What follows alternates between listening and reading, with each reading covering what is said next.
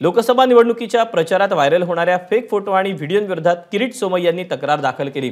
किरीट सोमय्या आणि मिहिर कोटेचा यांचा मशाल चिन्हाचा प्रचार करत असल्याचा फोटो व्हायरल झाल्यानंतर भाजप पदाधिकारी संतप्त झाले। याच फेक फोटो आणि व्हिडिओंविरोधात किरीट सोमय्या यांनी मुलुंड पोलीस स्टेशनमध्ये गुन्हा दाखल केला। फेक फोटो आणि व्हिडिओंविरोधात कायदेशीर कारवाई केली जाणार असल्याचं देखील सोमय्या यांनी यावेळी म्हटलं। संजय पाटीलला मत द्या आणि मशाल चिन्ह घेऊन मिहिर कोटेचा आणि किरीट सोमय्या प्रचार करतात। अशा प्रकारात मॉर्फ करून डीप फेक चा सोशल मीडियामध्ये उपयोग करण्याची पाळी उद्धव ठाकरे आणि त्याच्या पक्षाच्या उमेदवारांनी कार्यकर्त्यांना यावी। मला हसायला येत आहे। काल मध्यरात्री या संबंधात मुलुंड पश्चिम पोलीस स्टेशनने गुन्हा दाखल केला आहे।